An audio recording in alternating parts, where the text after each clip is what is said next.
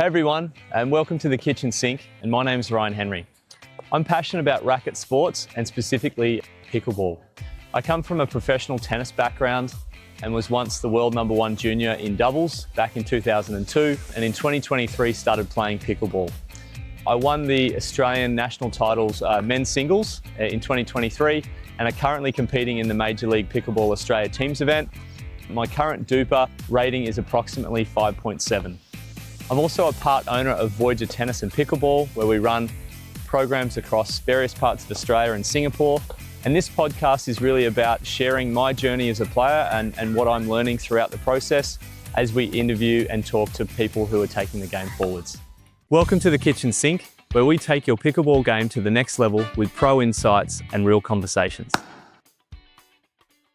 Yeah, welcome to the episode today. We have a special guest with us, Jason Taylor. Jason Taylor is a former ATP professional player, career high doubles ranking, world doubles ranking of 161. Since making the switch to professional pickleball in 2024, had a pretty immediate impact on the PPA Australia Tour. He won the men's singles title in Melbourne against Tom Evans in the final, and Tom's actually really recently beaten some of the best players in the world, top 5 guys on the tour. He won a silver medal in the PWR event in Hong Kong, bronze in doubles with Jay. Also doing a bit of coaching as well at Pickle Play in Melbourne, so he's sharing his knowledge and ideas. He's on a little bit of an injury break at the moment, but mate, welcome to the podcast, mate. Yeah, thanks, Ryan. Yeah. Good to be here. Yeah. Good stuff, mate. So, just a few questions for you today. The first one is, obviously you played at a really high level in tennis, and you know, I think when you made the switch to pickleball, you still were, had a really high ATP ranking. Yeah. And then you made the switch. So, yeah, talk us through what motivated you to switch from tennis to pickleball. Yeah, so that initial period, I actually tore my ACL when I got to my career high, my left ACL in about October of 2023. Yeah. And that then I obviously then had to do 12 months or at least 6 to 12 months of rehab. Yeah. So during that period, me and my physios worked out that obviously pickleball would be a good transition back into playing tennis actually. Yeah. So it was kind of a transitioning kind of from not playing any sport to then transitioning back into playing on a tennis court. And then obviously got picked by Sydney Smash, and then kind of really enjoyed playing and really enjoyed the friendly and kind of welcoming atmosphere of pickleball. And then that's what caused kind of me to be like, all right, maybe there's a career potential here. Yeah. So yeah, that kind of, that ACL and kind of obviously then that getting picked in the PPA or MLP team was kind of a major role in me kind of transitioning, and obviously playing and training with the best players, you kind of see that progression quite quickly. Yep. Yeah, you progress super fast. Yeah. As well there, and just in terms of like I guess transitioning from tennis to pickleball, there are some similarities, you know, particularly with say the drives. It's an easy transition there, but I noticed one thing you picked up really quickly is the technique. So going, just looking at the way you conduct yourself around the net. Obviously tennis volleying is chipping. Coming underneath it. You had the roll really early. Is that How did you transition quickly from a technical perspective from tennis to pickle? I think if you had to watch me play tennis, I probably didn't volley traditionally in tennis. So that was kind of, I actually hit a lot of, if you've ever seen Leander Paes play tennis or doubles, he hits a lot of like actual topspin kind of volleys when he's playing. Yep. So I was actually more playing pickleball on a tennis court very early on in like playing. I mean, don't get me wrong, there was shots that I had to learn coming into pickleball, like not driving every ball. I remember, and I recall playing in the States with Kyle, and he's like, just learn to drop. And I'm like, I didn't understand the theory of it. So obviously that's a major thing that I did have to adjust my game. But volleys wise, I actually felt like I was already almost doing that on a tennis court. And yeah, like it did show, like, especially like, for instance, like kitchen stuff with dinking, that is very different technique to what we see in tennis. But I obviously was observing all the top pros, and I am very, detailed in how I kind of analyze someone's technique and see kind of how their swing path and the way that they use their paddle to generate spin and develop consistency is what I looked at in the top pros. Yeah, it's an interesting game from a technical perspective because, like, I think at the lower levels or more recreational levels of the game, it's not that important. And people say that, oh, it's not that technical, and it's true for the majority. But I actually feel like as you get into the fives and you're starting to play players in the six duper sort of ranges, that kind of pro level, that it actually makes a lot of difference to technical. Like it starts to. It's one thing that I didn't really pay much attention to.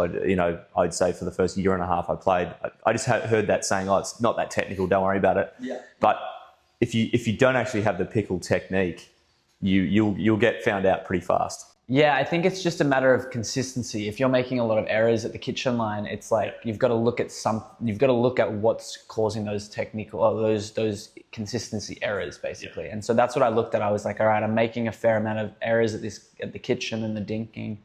And so I thought, all right, what can I do to help my consistency? And it was just a matter of looking at, as you said, looking at the swing path and technique rather than being like, all right, it's not a technical game. Because if you do look at the below, say, 4-0s, then technique's not much involved.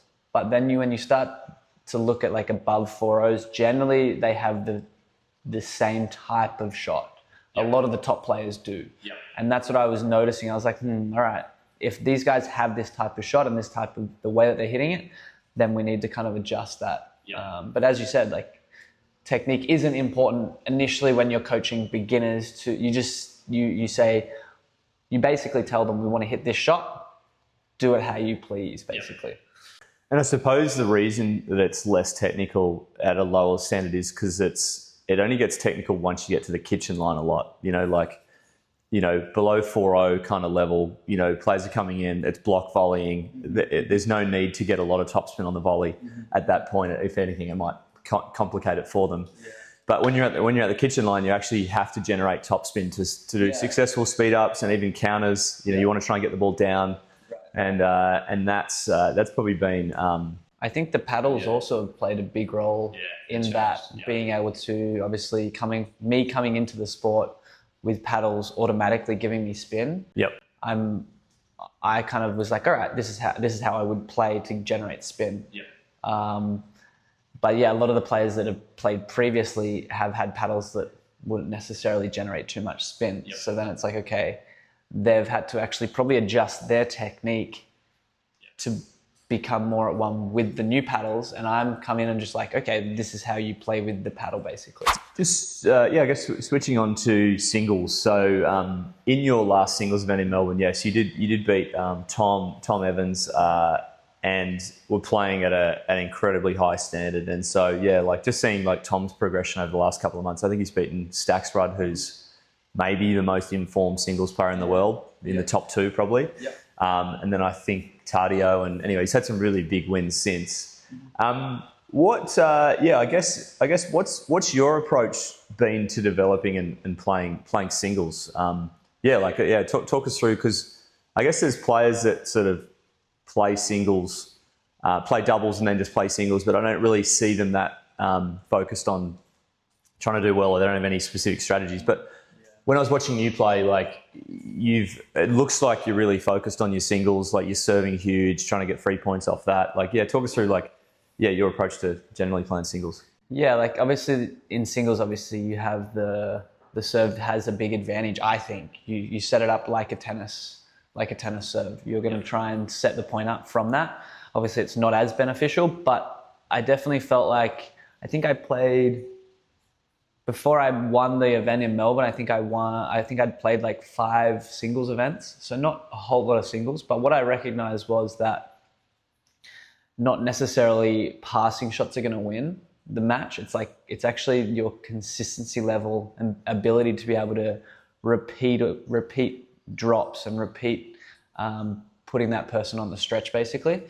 And I found initially coming straight from tennis, I would always go for a passing shot if the person was at the net. And it's actually I found that if I was trying to be a little bit more consistent and more repeatable in my baseline game, then it would actually translate to winning more points, because the more consistent you are in regards to not trying to hit too many not trying to hit too many winners and minimizing your errors, you actually increase like the likelihood of winning a lot more points, I feel like. And so my game initially starting from my first singles event, I think I lost to Joey Wild like 2-3 or something. And then the next tournament I would beat him in straight. I think it was 4-5 or something, with no real differences other than my focus had adjusted from hitting a lot of winners to being a lot more repeatable and consistent. Yeah, like when you talk about like your serving points where they're, you know, the players coming in and taking the net first, the return takes the net first. Yeah, like one of the things I observed with singles is like the cross court passing shot is actually a much higher percentage shot. When you're out, particularly when you're out of position or you don't have a gap line, you know, like absolutely, yeah. Like you know, like if you hit a down the line pass when you're on the run and they're there for it, you've lost the point. Yeah, they've just got they've got an open court volley. Absolutely. Versus the when you know, it's like I find it a good theory to follow in singles is like, if in doubt, pass cross. Yeah, and I found that not necessarily even pass cross, just like a drop middle. Yeah. Because once you've dropped middle, then they kind of doesn't allow them to have a lot of options. Yeah. I guess you're trying to minimize the volleyer's options to win the point. Yeah. That's how I kind of viewed playing. And then obviously I had certain tactics for certain players that I was playing against, and I'd watched them. Obviously coming from a tennis background, I'd analyzed a lot of video, done a lot of video analysis. I didn't have a coach on the road when I was playing tennis, so I just had to do a lot of analysis of players and see kind of where they were hitting a lot of the balls and what they were doing, and that kind of helped me obviously with coming into pickleball. It's like not many people are watching footage. Not many people are analysing their opponent and where they're hitting it. So that's what I did a lot of when I was back on tour. Makes sense. And one of the common themes around, if we talk about like approaching the net, is in tennis it was always like, at least back when I was playing, which seems like a long time ago now. It was so long ago, but it was like, if you're approaching, you approach to the backhand in tennis. Because the forehand pass is much more dangerous in terms of going cross or line, versus the backhand is harder to rip an angle cross, so you've got less court to cover if you approach backhand. One of the things I found with pickleball is it's almost even more the case, like in terms of like making players hit backhand pass. Like it doesn't mean they've got a bad backhand, it just means that, you know, like if you watch say Summer play a fair bit, who's the standout on the women's singles side, and she passes like exceptionally well off the forehand side, angle, cross or line, like really, really tough. Yeah. Backhand side, it's like she passes line super well, but like anyone with a two-hander, you can't angle it cross, so you've kind of got this. I mean, she's an example of maybe her backhand's actually probably a little bit better than anyone else. Well, probably even potentially better than her forehand, but yeah, you'd say 99% of players, their backhand, you cannot possibly get as much dip with the wrist. It's not possible. Yeah. But maybe Summer's not a great example, because I think she actually has a very good backhand pass both ways. Yeah. Absolutely. But in terms of where you can position, like if you look at some of the, let's just use examples of some with a great backhand pass, like you still can't hit the angle. You can't hit the angle like you can on the forehand side. So yeah, you definitely have more options, obviously, from that forehand side. Yeah, definitely. So that's I just noticed that was a really key thing for majority of players. It's just like and that's why in tennis, like it's easy to approach backhand because the backhand pass is flat. Yeah. Okay, and the forehand pass obviously dips. Yep. And there's a lot of stats actually around that from the Craig O'Shaughnessy, who studied the game, is that get players to play backhand passes and you win a lot more points. You know, so one of the things around I guess that I saw progress a lot in your game. Obviously, you're only really getting into it at the start of 2024, and then by the last part of 2024, you were hammering serves. Mm-hmm. Your serve really picked up, and I was doing a bit of an analysis on some singles for Joey in his singles game, and so I said I had a look at he was in Melbourne. He played a particular singles match that I watched, and then I also did a full set on yours and Tom's, and I was comparing actually serving stats. Yeah. And so yourself and Tom were getting about 20% free points on your serve. So 20% of the time the return wasn't even coming back when you guys were serving. Yeah, that's actually and coming from tennis, it's kind of like what would the stat be in tennis? I actually don't know. I don't know the exact. Not off the top of my head. I don't know. I'd say it's pretty high, like a 60% rate of win off the serve. Off the first serve, yeah, in particular. And then I was comparing that to some other matches that weren't the final, obviously, and they were probably averaging more like 5% free points. So difference between you and Tom in a pretty small set, sample size of stats. But you guys were 20%. Yeah, the other matches were kind of guys were just rolling serves in, not getting free points. Yeah. And then I did one set of McGuffin and Stacksrud as well, and they were around 20% as well. Yeah. So they're clearly getting free points, I guess, on their serve because they're hitting them much harder than the average, but they're also putting so much pressure on with their third that the returner has to play harder too. Good, yeah, agreed. Yeah, what was your, I guess, approach? Like seeing you just you started your year probably just like anyone else rolling the serve in. By the end, you were hammering it. Like, did you have any specific thoughts around why you were doing that, singles and doubles? Yeah, I think when I was looking, similar to like my whole game of pickleball, I was looking at the top players and how they were serving. Obviously, we were looking at like a Ben Johns, and I was looking at his serve, and I was like, it's good, but it's nothing like a Stacksrud or a Cup de Villiers serve. Like he doesn't go after it as much. And I think when you're looking at, I looked at the technical serve and I looked at the serve technically and I was like, look, if I can get an extra inch off the ground, then it's always going to be able to give me a little bit more consistency. And that's why you see my technique, I obviously go onto my toe to get myself obviously maybe an extra half an inch off the ground, an inch off the ground. And that'll give me just a little bit more height, but it also kind of gives me a little bit more room for error. So, and then I was always trying to hit as much on the serve as what I could. I was always willing to miss a serve, miss 2 or 3 serves in a game just because I was going for too much. And I was like, all right, that's fine. As long as I'm getting that 20%, then I'm happy to miss. And I think as I said previously, like the paddles had obviously changed a lot. So no one had that technique on the serve because they'd always been used to using paddles that weren't friendly in regards to spin. So me coming into it at this stage of where the paddles were at, I was like, well, this makes sense. It's almost like a tennis racket. Why not hit it like a tennis ball, right? So I had that kind of intention. I wasn't really looking at stats, but I knew that in big matches, if I could get a few extra points off serve, that would be like a deciding factor. And actually, I think even if you look at the final of me and Tom, his serve maybe wasn't as consistent in that final. Obviously, he's done a lot of work on his serve, and you see a lot of videos on YouTube or on Insta that he posts. I reckon he spends probably an hour a day of serving. And that's what I used to do as a tennis player because my serve was never actually great as a tennis player. And I came into pickle and I was like, there's no one to really train with. Like I had a day by myself and I was like, all right, let's just hit some serves and play around with it. And I would play around with different techniques and be like, oh, that works. That doesn't work. Like I just find out what worked for me basically. Yeah, that's it's really interesting. And like in terms of missing serves as well, like that's I listen to a few different podcasts as well on that. And like they say in doubles, like you should miss serves. Like you should miss some serves. Like if you're missing no serves, it means you're not aggressive enough on it. But in terms of like your ratios, because I did sort of track that as well, is that you're missing about half the amount of serves that you're getting free points on, if that makes sense. So if you're getting 20% free points, you're missing 10% of serves. Yeah. The guys that get 10% free points are missing 5% of serves. So it's a really good ratio to miss, to get.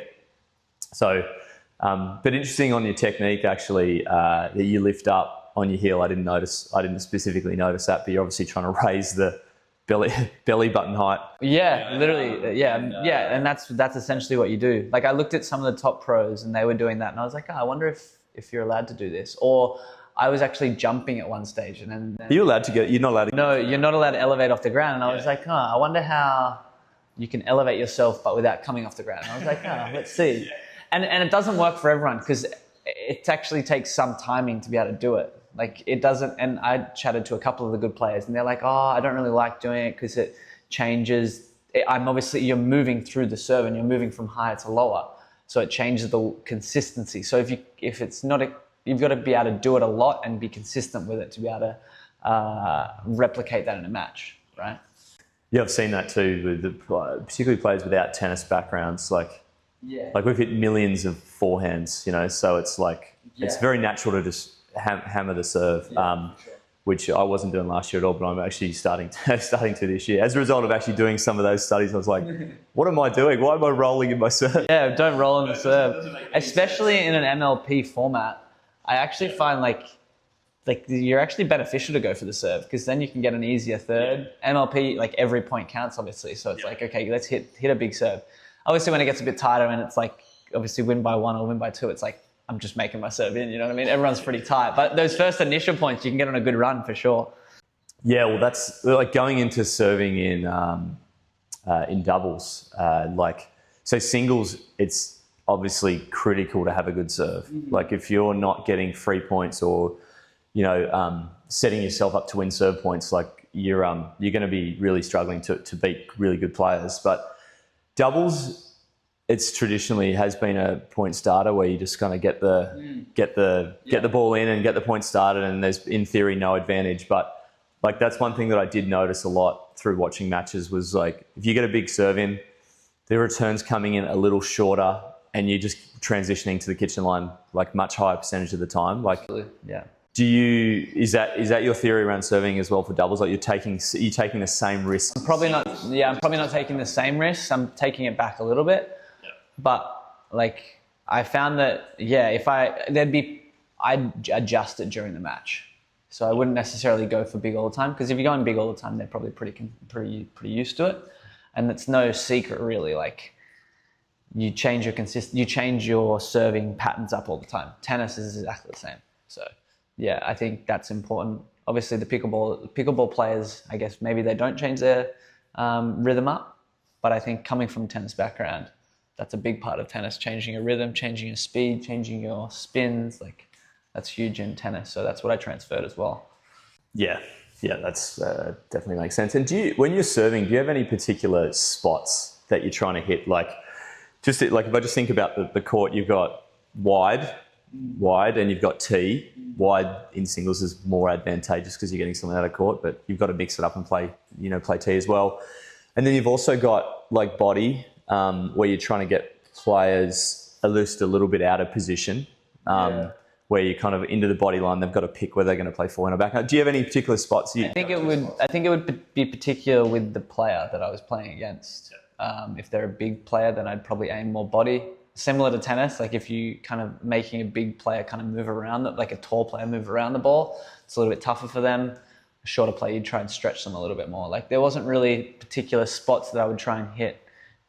Like singles wise, you'd try and take them out wide, open the court up sometimes. But there was never like, okay, I'm serving here a lot just because I like it. It would always be in particular to the person that I was playing.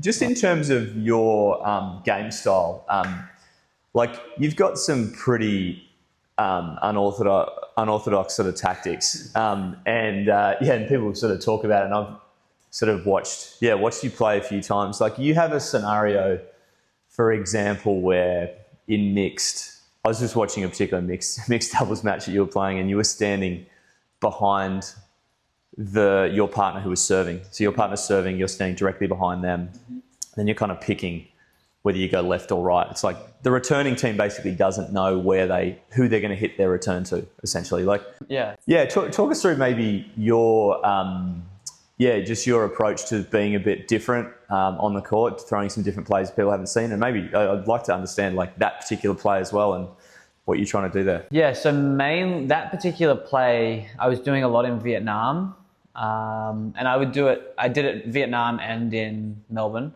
The main reason for that was that I found that when I was playing with not necessarily a weaker player, but someone their thirds weren't as good as mine, they would always return to that player, and they'd always return to that side. And when we were standing in a regular position, they would always get the third, or I would always get the third if they didn't want me coming in. George Wall he always analyzes the play like, okay, who am I returning to? Who's got the weaker third, or whose crash isn't as good as that next player?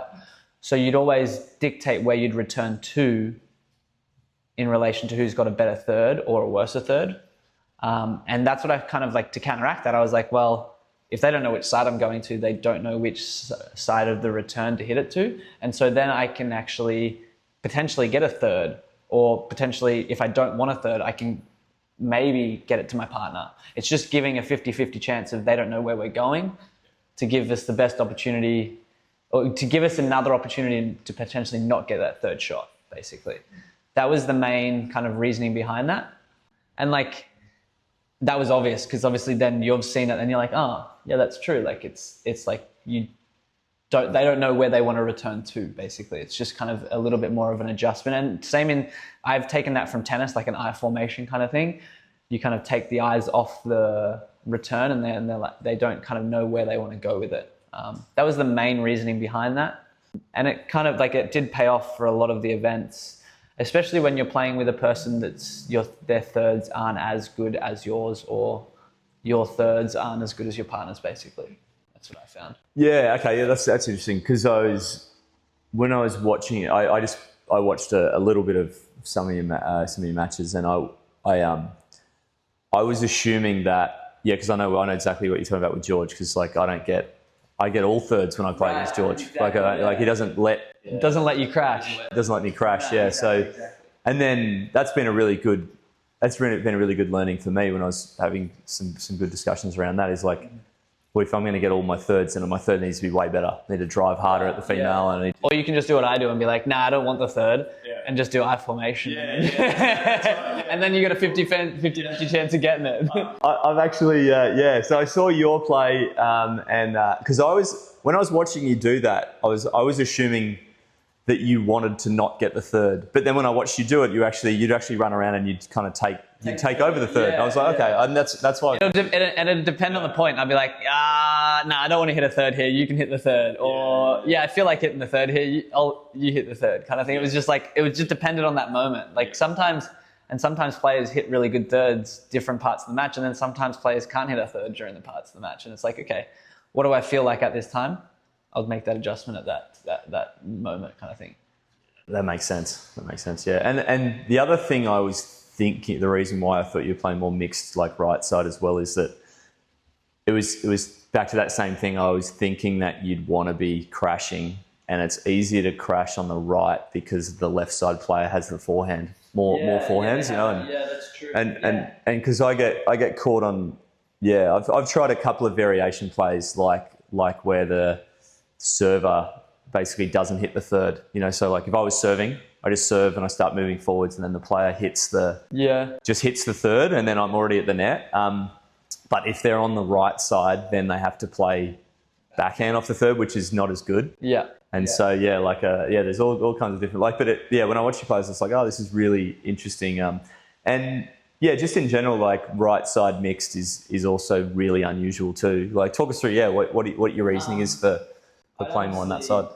Like through my like technical analysis of like different players, I noticed that a lot of like my backhand flick was actually really improving, and I was like, oh, I actually like playing on this side. It was only purely because I'd played a lot on the right side that I liked playing on the right side, that I wanted to play more in mixed on the right side, because I'd only played for 12 months, so my ability on the left side was nowhere near as good as the left side players.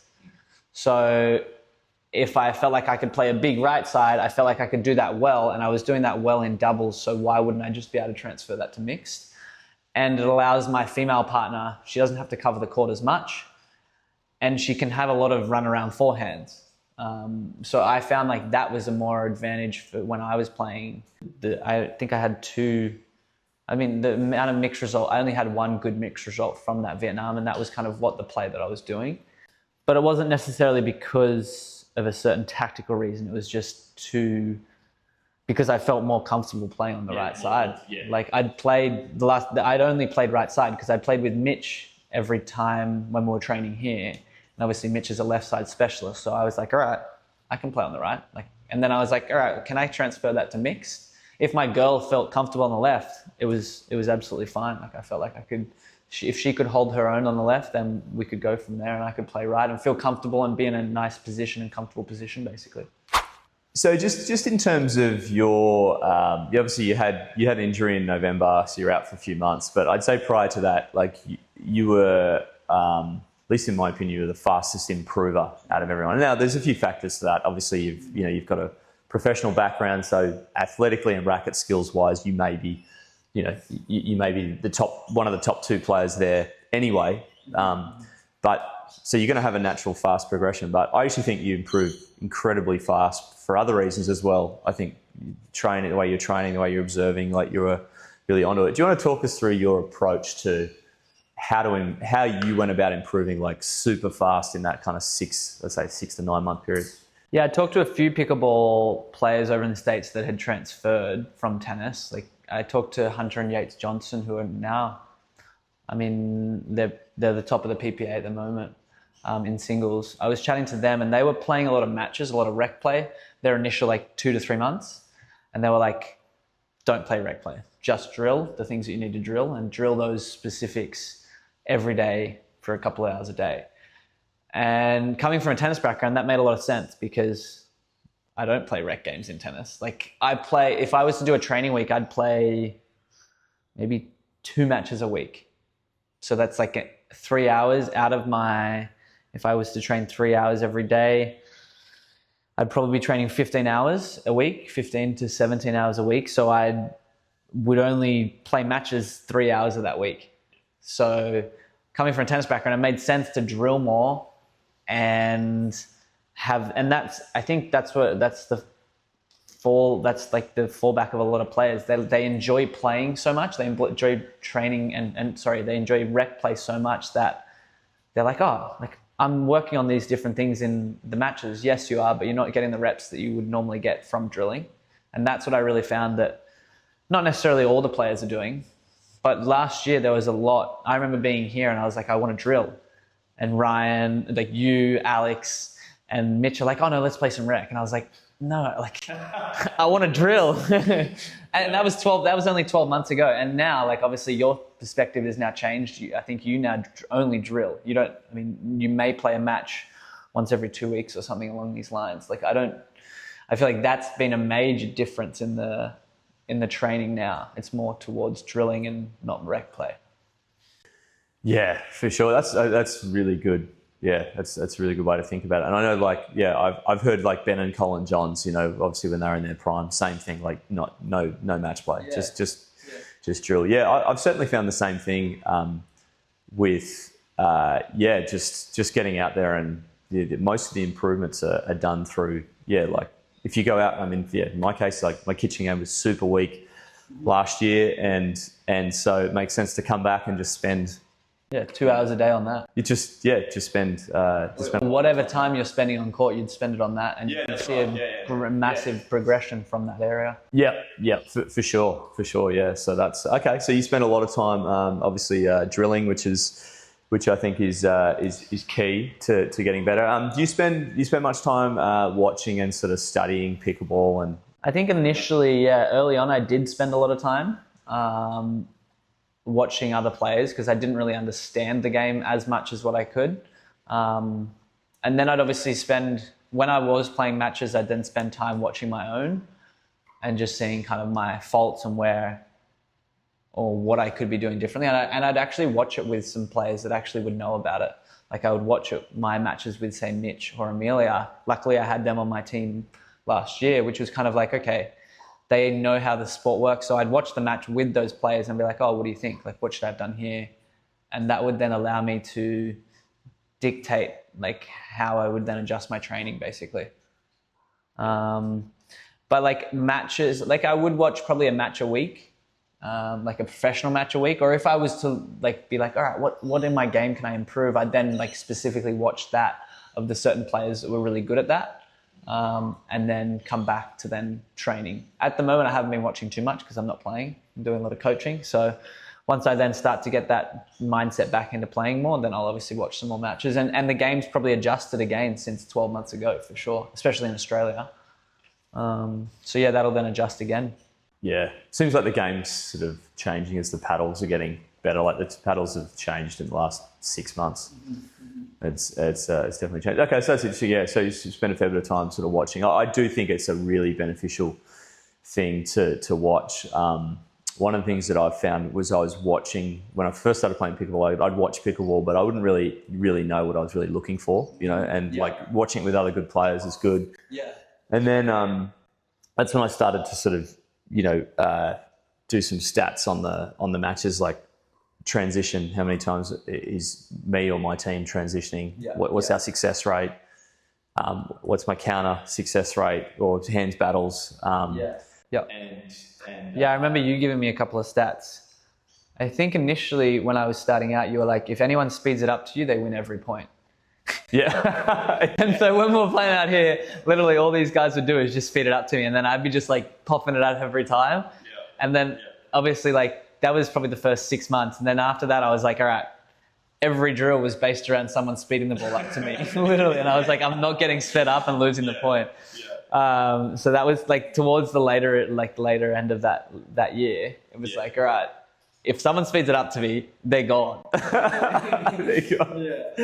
Yeah, which is actually really you wouldn't think that would be the case with your background, but it goes to show you how technical the game is. Because if anything, you'd say, top 200 doubles player is going to be the strongest at counters and hands battles out of anyone. But because it's a new game to you as well, and you're not probably reading the plays and understanding. Yeah, I think I thought that.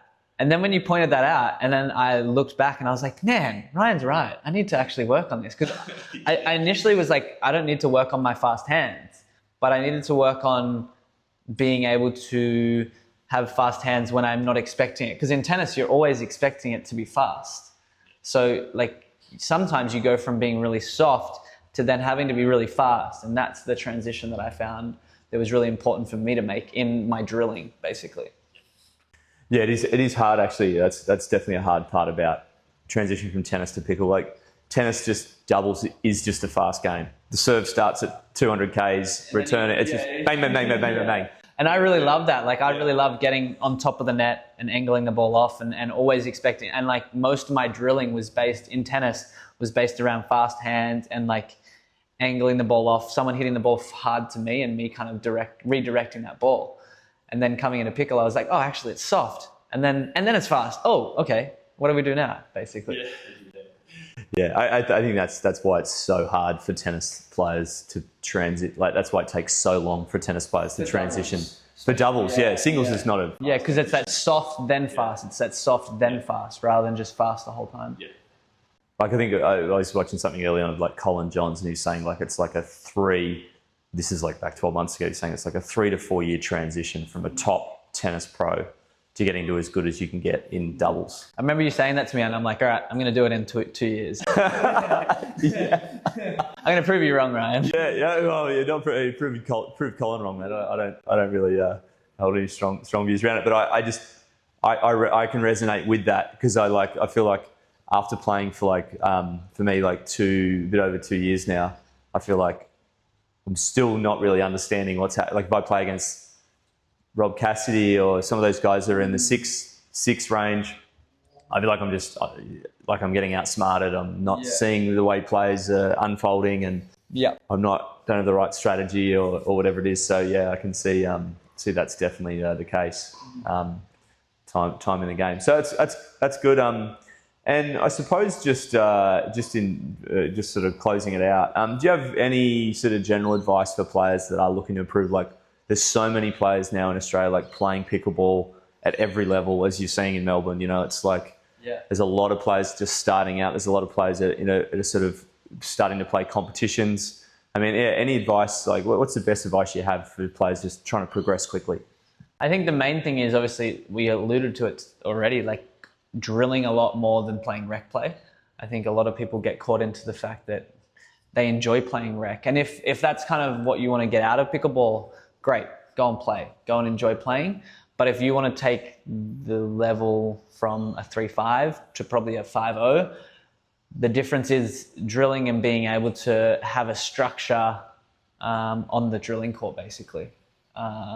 and like go to a coach, ask them like, what would you suggest me to do in regards to drilling, and get them to almost specifically say, all right, let's do these 4 drills every time you go out on the court.